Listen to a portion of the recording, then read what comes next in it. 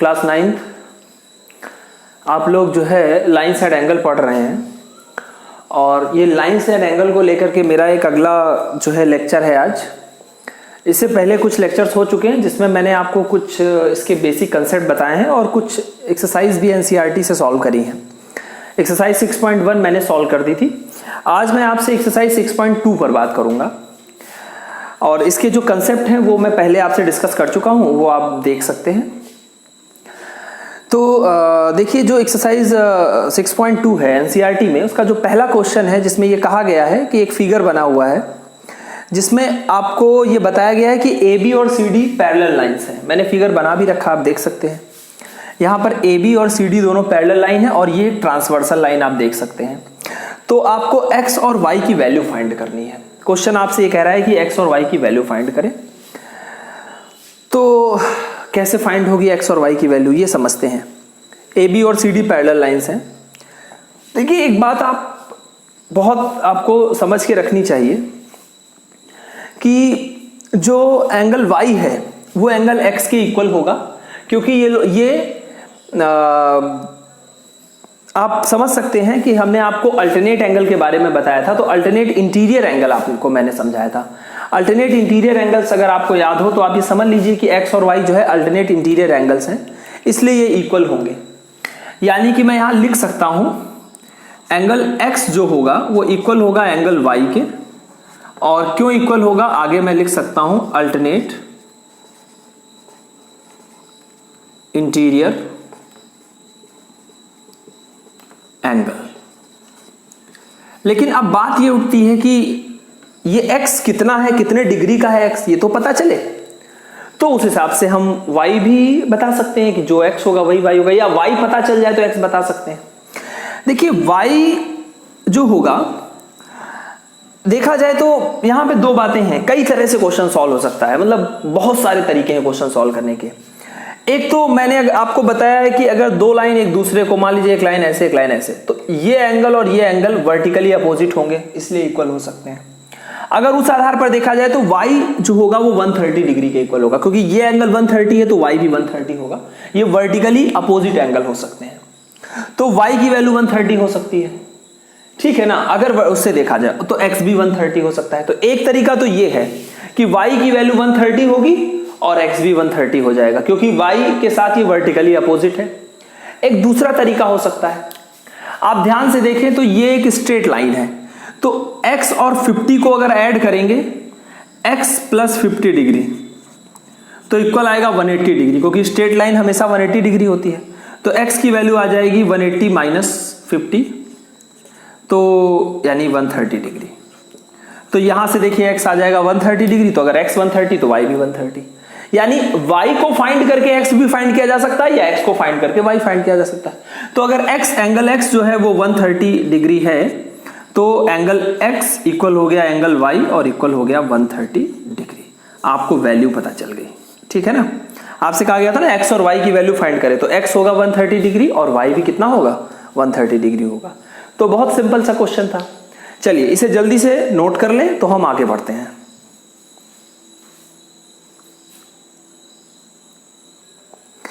देखिए क्लास 9 इसके बाद एक अगला क्वेश्चन हमारे सामने है। इसमें क्या है कि ए बी और सी डी पैरेलल लाइन्स हैं। A B and C D are parallel lines, और साथ ही साथ ये भी गिवन है कि सी डी और ई एफ भी पैरेलल लाइन्स हैं। तो एक तरफ ए बी और सी डी पैरेलल है, दूसरी तरफ सी डी और ई एफ पैरेलल लाइन है। तो इसका ये मतलब है कि ये तीनों ही आपस में पैरेलल है। ए बी सी डी के साथ parallel, C D E F के साथ पैरेलल, तो A B E F C D ये तीनों पैरेलल है। यानी अगर मैं आपसे कहूं कि ए बी और सी डी के बीच की डिस्टेंस तो हर जगह इक्वल होगी, सी डी और ई एफ के बीच की डिस्टेंस हर जगह इक्वल होगी, और ए बी और ई एफ के बीच की डिस्टेंस भी हर जगह इक्वल होगी। यानी ए बी और ई एफ भी क्या है, पैरेलल है। तो देखिए मैं यहां पर इसको सॉल्व करना है मुझे, और हमें एक बात और बताई गई है कि एंगल y और एंगल z का जो रेशियो है वो 3:7 का रेशियो है। एंगल x फाइंड करना है। तो चलिए देखिए कैसे। देखिए A B parallel to C D है and C D parallel to E F है। सो इसलिए जो ए बी होगा वो पैरेलल होगा ई एफ के भी। अगर ए बी सी डी के साथ पैरेलल है और सी डी ई एफ के साथ पैरेलल है तो इसका मतलब ए बी भी ई एफ के साथ पैरेलल होगा। पहली बात तो ये समझ लीजिए, किसी को कोई दिक्कत इसमें नहीं, सभी ये लोग समझ रहे हैं? हाँ ठीक, ए बी और ई एफ पैरेलल। अब अगर आप सोचिए जरा, ए बी और ई एफ ये दो पैरेलल लाइन, ठीक, और ये ट्रांसवर्सल है, तो एक्स और जो जेड होंगे ये अल्टरनेट इंटीरियर एंगल हो जाएंगे। कैसे?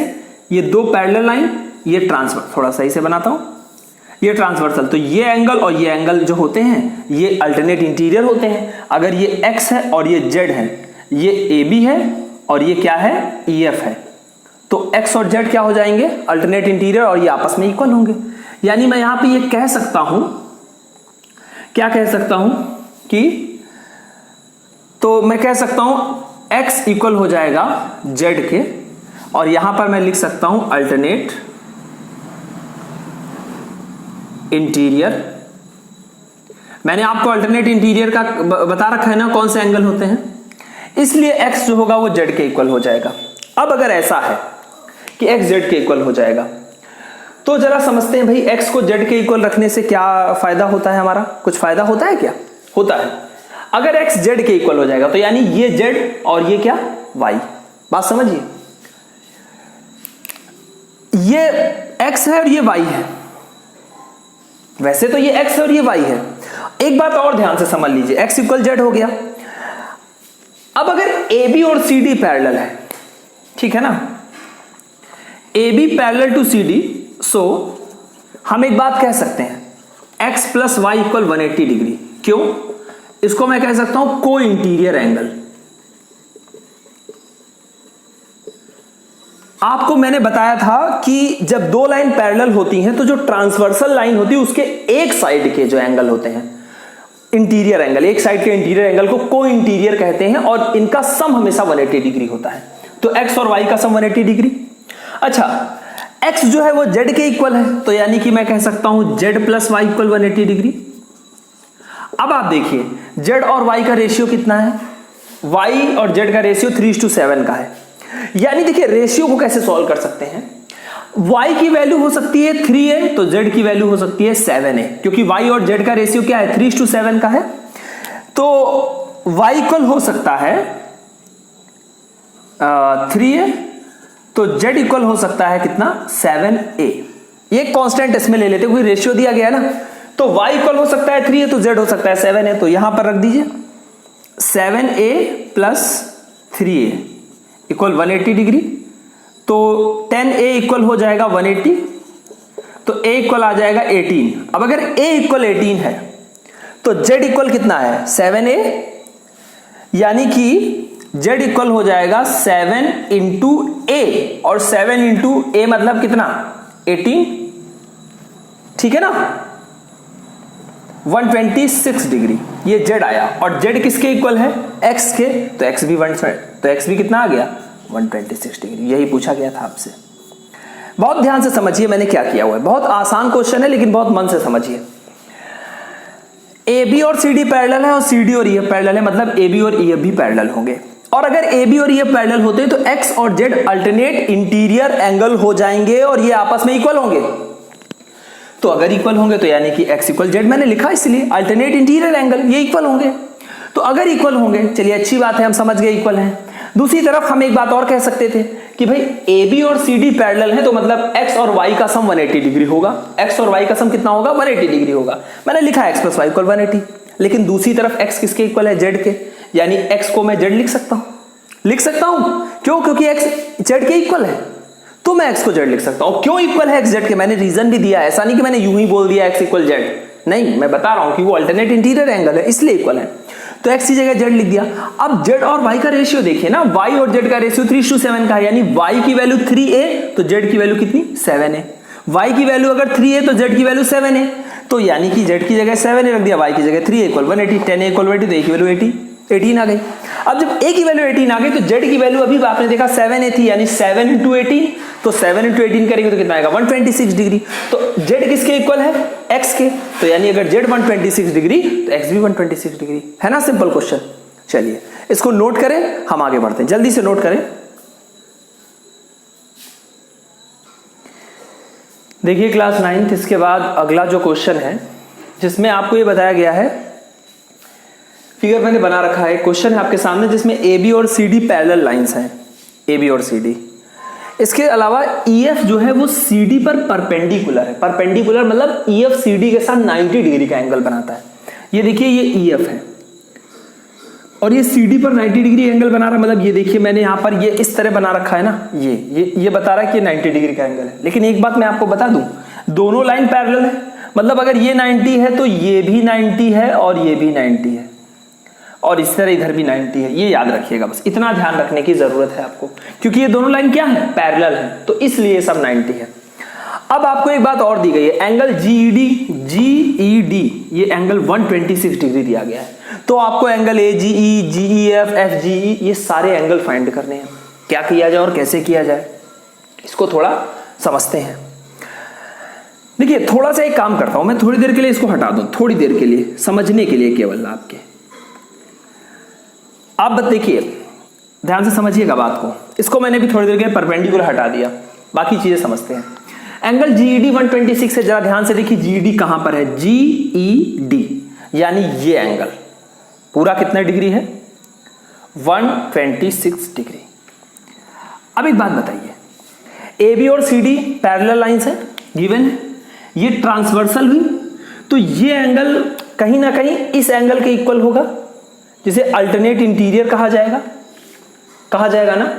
यानी एंगल ए जी ई, इसका नाम क्या हो सकता है, ध्यान से समझिए, ए जी ई, जिसके एंगल की बात होती है वो बीच में रखा जाता है, जी को बीच में रखिए, ए जी ई, तो ये एंगल ए जी ई जो होगा वो जी ई डी या डी ई जी यानी 126 डिग्री के इक्वल होगा। तो मैं लिख सकता हूं यहां पर एंगल, सबसे पहले angle A G E equal angle G E D equal 126 degree. भाई इस एंगल का नाम क्या है, जीईडी, और इसका नाम क्या है, एजीई। कुछ लोग कहेंगे सर इसका नाम एजीई क्यों कह रहे हैं, ईजीए क्यों नहीं कह रहे हैं, बिल्कुल वो भी सही है, चाहे आप इसे ईजीए कहें या फिर एजीई कहें, बात तो एक ही है ना। जी को बीच में रखना है, ए को और ई को आप पोजीशन चेंज कर सकते हैं, जी की पोजीशन नहीं चेंज होगी। तो एजीई किसके इक्वल, जीईडी के इक्वल और 126 डिग्री। तो आपको एक तो एजी फाइंड भी करना था ना, फाइंड निकल गया। और आगे लिख दीजिए अल्टरनेट इंटीरियर एंगल, ताकि लोगों को पता तो चले रीजन क्या है। आप ऐसे नहीं लिख देंगे कि बस लिख दिया, जब तक आगे रीजन नहीं देंगे तब तक का कोई मतलब नहीं, पता तो चले कि हाँ इस वजह से आप इक्वल कह रहे हैं। अब जरा दूसरा ढूंढिए कुछ। अब आते हैं हम वापस उसी क्वेश्चन पे जैसा हम कर रहे थे, यानी कि हम जो कर रहे थे वो करते हैं। परपेंडिकुलर ड्रॉ कर लेते हैं एक ऐसे ही, ये देखिए, ठीक है, ये मैंने हटा दिया था ना थोड़ी देर पहले, अब मैं ड्रॉ कर देता हूं, ये देखिए ड्रॉ हो गया। अच्छा एक बात बताइए, इतना एंगल कितने डिग्री का है, इतना एंगल 90, और पूरा कितने डिग्री का है, पूरा कितने डिग्री का है 126। अगर मैं इस पूरे 126 से ये इतना 90 माइनस कर दूं तो मेरे पास, अगर ये मैं इतना यानी ये 90 है ना, यहां से यहां तक मैं माइनस कर दूं तो मेरे पास इतना एंगल बच जाएगा ना, और इसका नाम क्या है, जीईएफ, और यही आपको फाइंड करना है। समझिए पूरा आपका कितना है 126, यहां से लेकर यहां तक कितना है 90 डिग्री है, ये देखिए। तो अगर मैं ये 90 डिग्री पूरे 126 से माइनस कर दूं तो ये बचेगा जिसका नाम होगा जीईएफ, यानी मैं यहां कह सकता हूं angle GEF equal 126 minus 90। Minus करिए, जब आप माइनस करेंगे तो कितना आ जाएगा 36 डिग्री। तो एंगल जीईएफ कितना आ गया 36 डिग्री। तो आपको ये पता करना था, हो गया। अब जरा देखिए आपको फाइंड करना है एफजीई, कैसे निकले, बहुत आसान तरीका है। दो तरीके हैं आपका जी फाइंड करने के। एक तरीका तो ये है कि ये एंगल है एफजीई, है ना, ध्यान से देखिए, पहले ढूंढ दिया करिए कि जिस एंगल की बात हो रही वो है कहां पर, वो ये एंगल है। अच्छा एक बात बताइए, पूरी स्ट्रेट लाइन है तो 180 डिग्री होगी, इतना अगर 126 है तो बचा हुआ एंगल क्या होगा, पूरा देखिए ये पूरा क्या बनना है, आधा सर्कल बनना है ना, हाफ सर्कल। हाफ सर्कल कितने डिग्री का 180 डिग्री का, उसमें से इतना ये है यहां से यहां तक कितना 126। तो अगर इस पूरे 180 से इतना यानी 126 माइनस कर दिया जाए तो हमको मिल जाएगा क्या, FG। तो एंगल FG हो सकता है, क्या हो सकता है, 180 माइनस 126, क्या आएगा, 54 डिग्री। चलिए एंगल FGE आपको मिल गया 54 डिग्री। कितना आसान है ना, कोई मुश्किल है क्या इसमें, किसी को कोई दिक्कत हो रही है इसमें, नहीं ना। चलिए तो एक काम करिए, अगर नहीं हो रही है एक बार फिर से समझा दे। देखिए सबसे पहले AG और जो होगा वो GED के साथ क्या हो जाएगा, अल्टरनेट इंटीरियर, इसलिए इक्वल हो जाएगा। तो ये एंगल जो होगा वो भी 126 हो जाएगा, क्योंकि ये पूरा 126 है यहां से यहां तक। फिर मैंने आपसे कहा कि हमें उसका इतना एंगल निकालना था, तो इस पूरे 126 से ये 90 जो है वो माइनस कर दिया, तो ये आ जाएगा, जैसा मैंने यहाँ पे किया है 36। फिर हमें ये फाइंड करना है ये एंगल, तो पूरा ये 180 है, तो अगर मैं इतना यानी 126 माइनस कर दूं तो ये मुझे मिल जाएगा, जो कि मुझे 54 मिल जाता है। ठीक है, और भी तरीके, अब कुछ लोग कहेंगे सर क्या केवल एक ही तरीका है इसको सॉल्व, नहीं, बहुत से तरीके हो सकते हैं सॉल्व करने के, पर उसमें से मैंने एक तरीका आपको बता दिया। ठीक है, आप जब यहां तक समझेंगे ना तो आप दूसरे तरीके भी ढूंढ निकालेंगे। आप कहेंगे सर इसको अगर ऐसे कर ले, तो बिल्कुल कर सकते हैं आप दूसरा तरीका भी कर सकते हैं, और आप अगर कोई दूसरा तरीका करते हैं तो आप मुझे उसको सेंड भी कर सकते हैं, ताकि मैं भी देखूं कि आपने पढ़ा तो कितनी नई चीजें सीखी। ठीक है ना, तो जल्दी से नोट करें, फिर हम आगे बढ़ते हैं, जल्दी से नोट करें।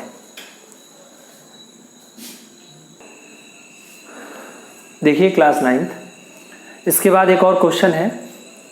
इसमें आपको ये बताया गया है कि PQ और ST पैरेलल लाइंस हैं। ये देखिए ये PQ है और ये ST है, ये दोनों पैरेलल लाइंस हैं। दूसरी बात आपको बता रखा गया है कि एंगल PQR 110 डिग्री है, ये देखिए, RST 130 डिग्री, और एंगल QRS यानी आपको ये एंगल फाइंड करना है। कैसे फाइंड करें, तो इसके लिए थोड़ा सा कंस्ट्रक्शन करते हैं। ठीक है ना, आसान तरीका मैं आपको बता रहा हूं। कंस्ट्रक्शन में क्या करते हैं, ड्रॉ करते हैं, ड्रॉ अ लाइन, मान लीजिए एक लाइन ड्रॉ करते हैं, जो कि यूवी लाइन ड्रॉ करते हैं, ठीक है ना, जो कि पैरेलल है। एक लाइन यूवी ड्रॉ करते हैं parallel to PQ and passes through R। एक ऐसी लाइन जो PQ के पैरेलल है और R से पास हो रही है, हम ड्रॉ कर लेते हैं ऐसे। देखिए ध्यान से समझिएगा, ये हमने एक लाइन ड्रॉ करी, चूंकि कंस्ट्रक्शन है तो कुछ इस तरह कर देते हैं ताकि आपको पता रहे कि ये कंस्ट्रक्शन किया गया है। इस लाइन का नेम मैंने क्या रखा, UV, U, और यहां पर लिख दिया V। ये UV एक लाइन है जो कि PQ के साथ पैरेलल है। तो अगर ये पैरेलल है तो जरा ध्यान से समझिए, थोड़ा इसको ऐसे आगे बढ़ा दे ताकि आपको समझ में आता रहे। ये दोनों पैरेलल लाइन और ये ट्रांसवर्सल, देखिए इसको थोड़ा इधर बढ़ाइए, इसको थोड़ा इधर बढ़ाइए, ये ट्रांसवर्सल है। तो मतलब क्या होगा कि ये और ये 110 डिग्री और ये मिला करके होगा 180 डिग्री, क्योंकि ये पैरेलल लाइन जब होती हैं तो ये ट्रांसवर्सल है, तो ट्रांसवर्सल लाइन के एक ही साइड के दोनों इंटीरियर एंगल का सम जो होता है 180 डिग्री होता है, जिन्हें को इंटीरियर एंगल कहते हैं। यानी कि मैं लिख सकता हूं 110 डिग्री, ये सॉल्यूशन है हमारा, यहां से मैं कर रहा हूं, plus QRU, angle QRU equal 180 degree. तो एंगल QRU आ जाएगा 180 माइनस 110 यानी 70 डिग्री। डायरेक्ट कर दिया मैंने, इसको उधर ले जाएंगे आप। यहां पे आप लिख सकते हैं को इंटीरियर, ताकि आपको पता रहे क्यों ऐसा हो रहा है। और देखिए ध्यान से समझिए, आप अगर कंफ्यूज हो रहे हैं तो मैं थोड़ा और इसको अच्छे से बना देता हूं। मैंने इस लाइन को थोड़ा ऐसे आगे बढ़ा दिया ताकि आपको समझ में आए, इसको थोड़ा इधर ऐसे बढ़ा दिया ताकि आपको समझ में आए, इसको इधर। अब देखिए ये और ये पैरेलल और ये ट्रांसवर्सल, ठीक है। इधर थोड़ी देर के लिए आप सब भूल जाइए, इधर कुछ नहीं है, ऐसे भूल जाइए। अब देखिए ये और ये पैरेलल लाइन और ये ट्रांसवर्सल लाइन, तो ये एंगल और ये एंगल, इसको मिला करके जो इसका सम होगा, कोई इंटीरियर एंगल है ये, इनका सम 180 होगा। तो इससे मैंने ये पता लगा लिया कि ये है आपका 70 डिग्री। अब जरा समझिए, क्या समझना है आपको वो समझते हैं। समझना ये है कि ये पता चल गया आपको ना। चलिए थोड़ी देर के लिए इसको भूल जाइए। अब जरा देखिए, अगर PQ UV के पैरेलल है तो ST भी UV के पैरेलल ही होगा, क्योंकि ये आपस में पैरेलल है और ये इसके पैरेलल है, तो ये दोनों भी पैरेलल है। उस कंडीशन में अगर ये 130 डिग्री है तो ये पूरा एंगल भी कितने डिग्री का होगा? 130। अल्टरनेट इंटीरियर एंगल हो जाएंगे, ठीक है ना। यानी मैं कह सकता हूं कि SRU, देखिए UV जो होगा वो पैरेलल होगा ST के, ठीक है ना। इसलिए एंगल SRU जो होगा, या इसको SRU कह देते हैं, एंगल SRU जो होगा वो हो जाएगा 130 डिग्री। इसको मैं लिख देता हूं अल्टरनेट इंटीरियर एंगल, ठीक। ये जो एंगल होगा वो 130। अब जरा देखिए, पूरा खेल हो गया, क्वेश्चन सॉल्व। ये पूरा एंगल कितने डिग्री का? जितने डिग्री का ये, क्यों? क्योंकि अल्टरनेट इंटीरियर है 130। अगर मैं आपसे पूछूं इतना एंगल केवल बताइए, ये एंगल कितने डिग्री, तो आप कहेंगे इतना तो 70 डिग्री है ये, क्योंकि 110 ये है तो 70 ये है, क्योंकि ये आपने बताया अभी हमें कि ये कोई इंटीरियर एंगल्स है तो इनका सम 180 होगा, तो ये 70। पूरा कितना? 130। अगर इस पूरे 130 से ये मैं इतना 70 माइनस कर दूं तो क्या बच जाएगा? केवल इतना एंगल बचेगा, जिसका नाम है, क्या नाम है? QRS फाइंड करना है, QRS। इसका नाम केवल QRS है। यानी एंगल QRS जो होगा वो हो जाएगा, पूरा कितना है? 130 डिग्री। इतना अगर मैं हटा दूं तो कितना बचता है? कितना माइनस हो रहा है? 70 डिग्री। तो 130 माइनस 70, तो इतना बचेगा जिसका नाम है QRS। तो माइनस करिए जरा, कितना आ जाएगा? 60 डिग्री। 130 माइनस 70 करें कितना आ जाएगा? 60 डिग्री। तो यही आपको फाइंड करना था। आई बात समझ में? तो जल्दी से नोट करें, समझ गए हैं तो फिर हम आगे बढ़ते हैं। जल्दी से इसे नोट करें।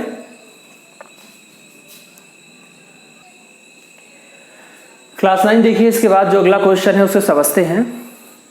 इसमें ये कह रहे हैं कि AB और CD पैरेलल हैं। AB और CD पैरेलल लाइंस हैं। एंगल APQ 50 है, ये 50 दे रखा गया है। एंगल PRD 127 है। तो आपको X और Y की वैल्यू फाइंड करनी है, ठीक है। देखिए कई तरीके हो सकते हैं क्वेश्चन सॉल्व करने के। देखिए सबसे पहले एक बात समझिए, अगर दो लाइन पैरेलल हो, एक ट्रांसवर्सल लाइन कुछ इस तरह ड्रॉ कर दी जाए, तो उस कंडीशन में ये एंगल इसके इक्वल होता है, जिसे अल्टरनेट इंटीरियर कहते हैं। और क्या ये कंडीशन, अगर मैं थोड़ी देर के लिए इसको भूल जाऊं कि इधर कुछ भी है, तो क्या ये कंडीशन यहां पर नहीं दिख रही है? ये 50 और ये X, यानी मैं कह सकता हूं कि X इक्वल हो जाएगा 50 डिग्री। और क्यों हो जाएगा? क्योंकि अल्टरनेट इंटीरियर एंगल। बात समझ रहे हैं? इसलिए हो जाएगा। बहुत आसानी से हो गया ना, ये X की वैल्यू आ गई। पर अभी तो हमारा काम नहीं हुआ। चलिए अभी करते हैं काम, इसको मिलाते हैं जरा। ये एंगल है Y, हमें Y भी फाइंड करना है। बहुत से तरीके हैं Y फाइंड करने के, बहुत से तरीके। एक तरीका है जो मैंने अभी आपको बताया नहीं है, पर मैं सोच रहा हूं मैं वो बताऊं, क्योंकि नया चीज है तो आपको पता होना चाहिए। क्या पता होना चाहिए?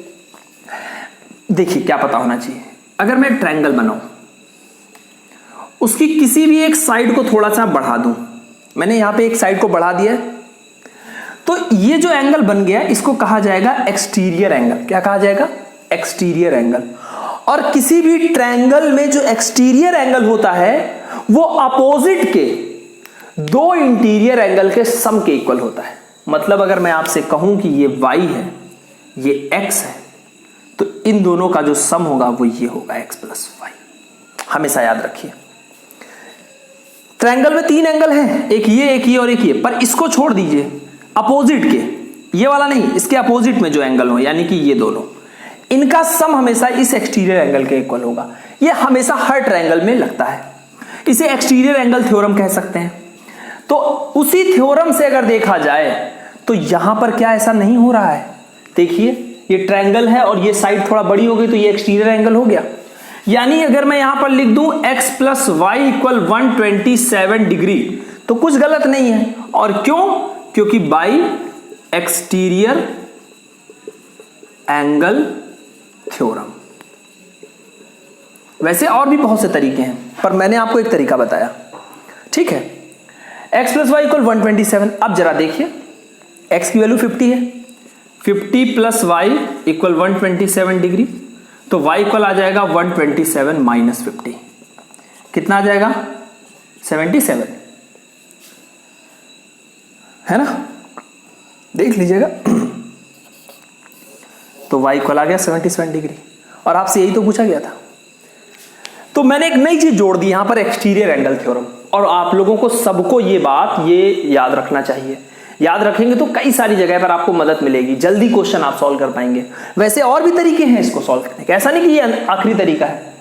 हम ये एंगल निकाल सकते हैं, क्योंकि ये पूरा स्ट्रेट लाइन है तो 127 है, तो इसकी वैल्यू फाइंड करेंगे तो 180 minus 127।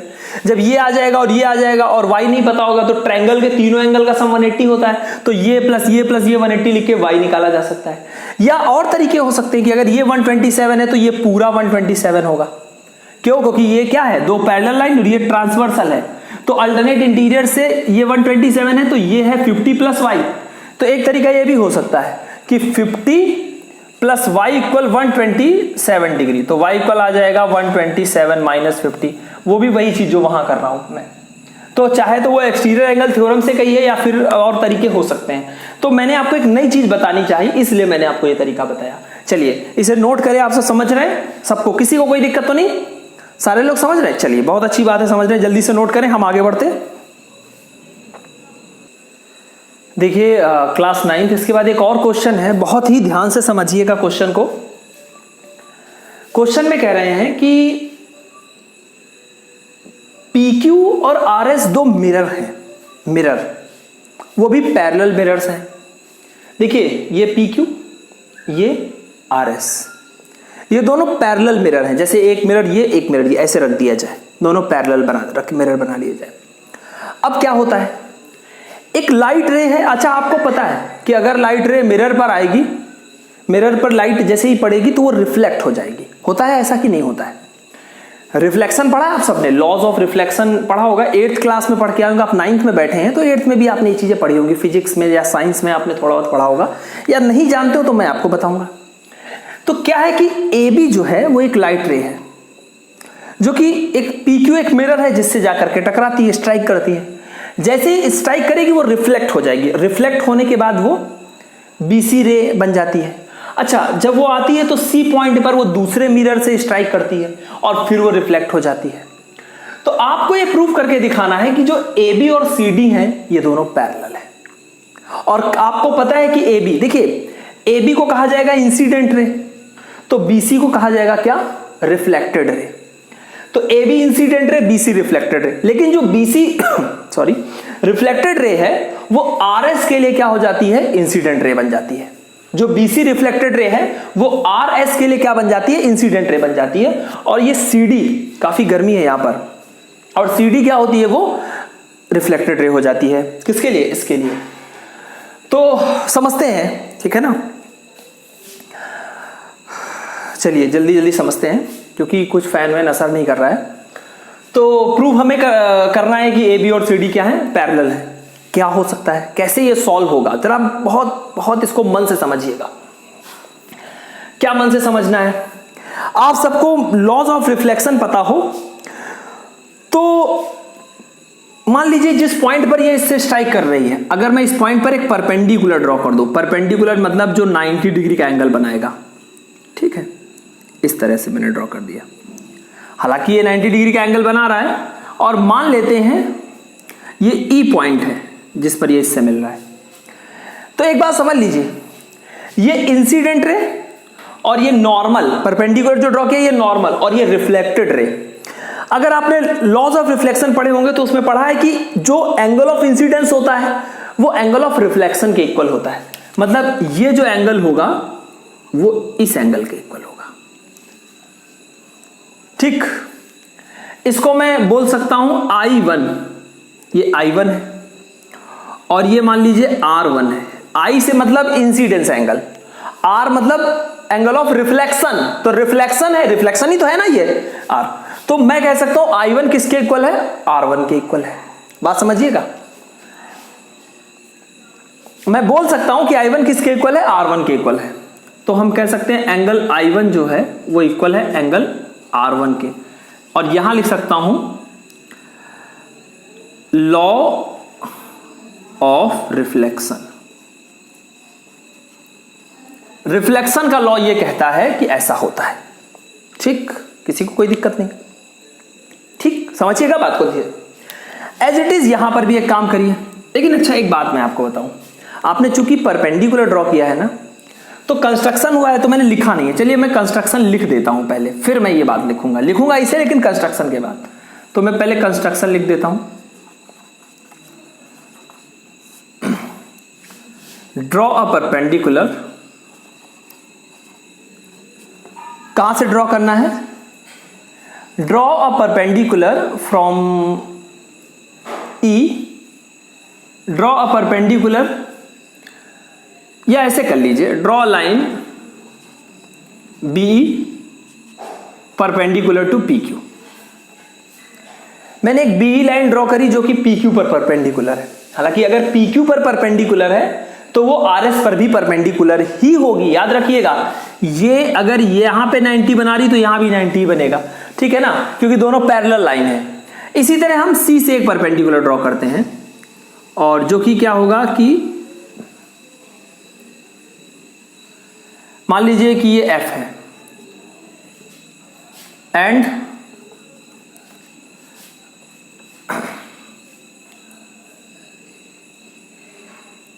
Draw a line C F perpendicular to R S कर दीजिए, या पी क्यू। मतलब देखिए मैंने कहा ना दोनों ही एक दूसरे पर परपेंडिकुलर है। ऐसा नहीं कि जो तो आपने सी एफ ड्रॉ किया वो आर एस पर परपेंडिकुलर है तो वो पी क्यू पर भी है, और जो आपने बी ड्रॉ करा है वो पी क्यू पर है तो साथ में आर एस पर भी है। तो इसलिए कोई एक लाइन पर नहीं कह सकते, पर हमने परपेंडिकुलर ड्रॉ कर लिया है। अच्छा एक बात और बता दूं मैं आपको, इससे क्या होगा, चूंकि बी और सी एफ दोनों ही परपेंडिकुलर हैं तो दोनों आपस में क्या हो जाएंगे, ये दोनों भी पैरेलल हो जाएंगे, ठीक है ना। तो बी और सी एफ भी आपस में क्या हो जाएंगे, पैरेलल हो जाएंगे। क्यों, क्योंकि देखिए दो लाइन है, पहले समझिए, ये दो पैरेलल लाइन, ये इसके ऊपर एक 90 डिग्री एंगल बनाती हुई लेने की, तो ये दोनों भी आपस में क्या हो जाएंगी, जब आप बना रहे हैं ये भी 90 है तो ये भी 90 है, तो ये भी 90 है तो ये भी 90 है, ठीक। तो ये तो आपका बन गया कैसा, या तो रेक्टेंगल बन गया या फिर ये स्क्वायर जैसा कुछ बन गया। तो सीधी सी बात है उसमें ये और ये भी क्या होते हैं, पैरेलल, तो ये और ये भी पैरेलल होते हैं। इसलिए जो है ये अपने आप पैरेलल हो जाएंगे, बी और सी एफ भी पैरेलल हो जाएंगे। तो सॉल्यूशन में हम ये कह सकते हैं कि अब मैं पहले वो काम करता हूं जो मैं आपसे कह रहा था। एंगल I1 जो होगा वो इक्वल होगा एंगल R1 के। लॉ ऑफ रिफ्लेक्शन है ये, जो ये कहता है, रिफ्लेक्शन का ये लॉ है, वो ये कहता है कि एंगल ऑफ इंसिडेंस जो होता है वो हमेशा एंगल ऑफ रिफ्लेक्शन के इक्वल होता है। तो एंगल ऑफ इंसिडेंस यानी I1 और एंगल ऑफ रिफ्लेक्शन यानी R1। अब आपसे कोई कहे कि अच्छा ये बताइए कि एंगल ऑफ इंसिडेंस कैसे बनता है, तो जो इंसिडेंस रे होती है और जो नॉर्मल होता है उसके बीच एंगल ऑफ इंसिडेंस बनता है, रिफ्लेक्टेड रे और नॉर्मल के बीच में एंगल ऑफ रिफ्लेक्शन बनता है। तो I1 और R1 इक्वल होगा, ठीक है ना। उसी तरह से देखिए यहां पर ये एंगल हो जाएगा एंगल ऑफ इंसिडेंस, क्योंकि ये रे इस मिरर के लिए क्या बन जाएगी, इंसिडेंट रे बन जाएगी। ये जो रे आ रही है BC वो RS के लिए क्या, इंसिडेंट रे है, तो ये I2 मान लीजिए और इसको मान लीजिए R2। तो इसी तरह से हम यहां पे कह सकते हैं एंगल I2 इक्वल हो जाएगा एंगल R2 के। ये भी क्या है, लॉ ऑफ रिफ्लेक्शन है। बात समझ रहे हैं, कोई दिक्कत नहीं किसी को, ठीक। अब आप देखिए जरा, हम ये कह रहे हैं कि B parallel to CF, B parallel to CF, so जब BE और CF ये दोनों लाइन आपस में पैरेलल होंगी तो जो R1 होगा वो I2 के इक्वल होगा, क्योंकि देखिए दो लाइन पैरेलल और ये ट्रांसवर्सल, तो ये एंगल इसके इक्वल होगा जिसे कहा जाएगा अल्टरनेट इंटीरियर एंगल। ध्यान से फिर से समझिए, अगर ये दोनों लाइन पैरेलल और ये लाइन ट्रांसवर्सल, तो उस कंडीशन में ये एंगल इसके इक्वल होगा जिसे कहा जाएगा अल्टरनेट इंटीरियर एंगल। और अगर मैं कहूं ये R1 है और ये I2 है, तो R1 किसके इक्वल हो जाएगा, I2 के इक्वल हो जाएगा। क्यों? क्योंकि अल्टरनेट इंटीरियर एंगल हो जाएंगे। और आप कहेंगे सर ये दोनों क्यों पैरेलल? क्योंकि ये दोनों परपेंडिकुलर है PQ और RS पर। तो जब PQ RS खुद ही पैरेलल है और दो पैरेलल लाइन पर दो परपेंडिकुलर ड्रॉ कर दिए जाए तो वो दोनों परपेंडिकुलर भी आपस में पैरेलल होते हैं। तो इसलिए B पैरेलल टू CF। सो हम ये कह सकते हैं एंगल R1 इक्वल होगा एंगल I2। अब आ जाइए, एंगल R1 इक्वल होगा एंगल I2 के, होगा? अच्छा, आपने कह दिया R1 किसके इक्वल है? I2 के। चूंकि I2 R2 के इक्वल है और R1 I1 के इक्वल है, इसका मतलब ये चारों एंगल आपस में इक्वल है। देखिए, अगर ये मान लीजिए 10 है तो ये भी 10 होगा, और अगर ये 10 है तो ये भी 10 होगा, तो ये भी 10, यानी ये चारों इक्वल हो गए कि नहीं? एक समझाने के लिए मैंने कहा 10, आप 10 मत समझिएगा, समझिए ना। R1 अगर I2 के इक्वल है तो इसका मतलब है R1 I1 के भी इक्वल है। तो R1 किसके इक्वल है? I1 के भी इक्वल है। और I2 किसके इक्वल है? R2 के इक्वल है। तो हम इसीलिए कह सकते हैं एंड जब ये इसके इक्वल है तो R1 एंगल I1 के इक्वल है, तो एंगल I1 किसके इक्वल हो जाएगा? और I2 किसके इक्वल है? R2 के, तो एंगल R2 के, यानी ये और ये भी क्या हो जाएंगे? इक्वल हो जाएंगे। अब जरा समझिए, आपने बताया कि ये इसके इक्वल है और ये इसके इक्वल है, यानी देखो ये पूरा एंगल अगर हम जोड़ते हैं, यानी अगर मैं कहूं I1 प्लस R1 तो वो इक्वल हो जाएगा I2 प्लस R2 के। अरे भाई ये आपस में सब इक्वल है, I1 I2 भी इक्वल है, I1 R1 भी इक्वल है, R2 I2 भी इक्वल है, R2 R1 भी इक्वल है, ये सब इक्वल है। तो दो एंगल इधर लिख दिए, दो इधर लिख दिए, तो सीधी सी बात है ये इक्वल। अच्छा, I1 प्लस R1 मिला के ये पूरा एंगल बन जाएगा जिसका नाम है ABC। एंगल ABC इक्वल किसके? I2 R2 मिला के BCD बन जाएगा, एंगल BCD। अब जरा ध्यान से समझिए, ये पूरा एंगल इसके इक्वल। ऐसा तभी पॉसिबल है जब ये दोनों लाइन पैरेलल हो और ये ट्रांसवर्सल हो।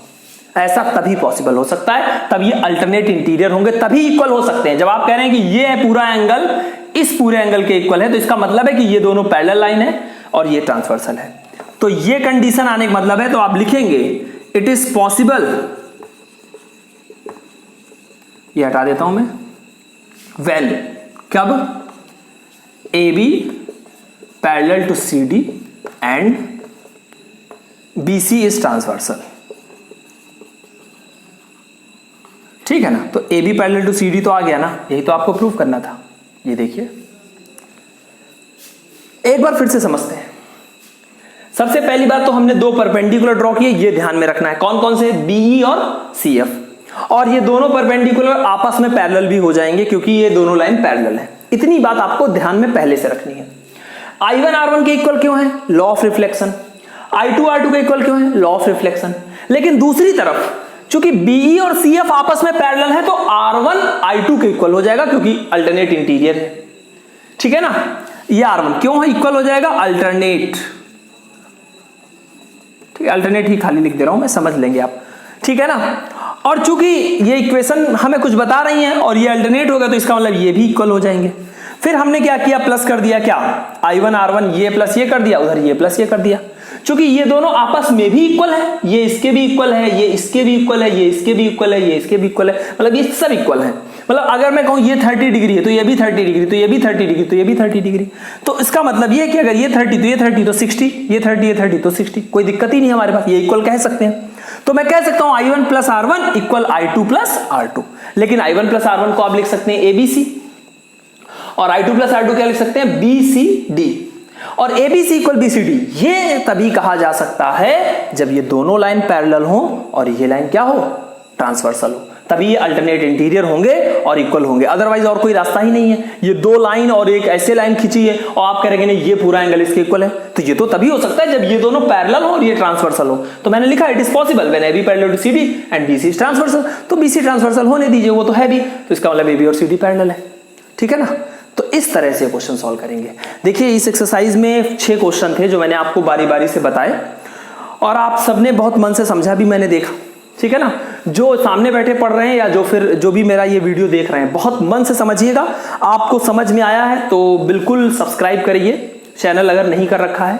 वीडियो को लाइक करिए, उसे शेयर करिए, अपने कमेंट्स लिखिए। अगर आपको पसंद आ रहा है मेरी पढ़ाई तो बिल्कुल आप अपने कमेंट्स दें, ताकि मुझे उससे थोड़ा और मुझे ये उम्मीद बढ़ेगी कि मुझे और अच्छा आपके लिए काम करना चाहिए। तो आज के लिए इतना ही। जल्दी से इसे नोट कर लें आप सारे लोग सामने बैठे हुए और बाकी जो लोग भी हैं, और यहाँ तक की चीज़ों को अपने प्रॉपर नोट्स बनाएं और नए नए क्वेश्चन लगाएं। नए नए क्वेश्चन आप मुझे भेज सकते हैं, मुझसे पूछ सकते हैं। मुझे अच्छा लगेगा अगर आप मुझसे नए नए क्वेश्चन पूछेंगे और मुझे उन्हें बताने में बहुत अच्छा लगेगा। तो मुझे उम्मीद है कि आप लोग जुड़ेंगे मुझसे और अपना जो है मैं पूरा प्रयास करूंगा कि आपके लिए ज़्यादा से ज़्यादा अच्छे से अच्छा किया जा सके। चलिए नोट करें जल्दी से।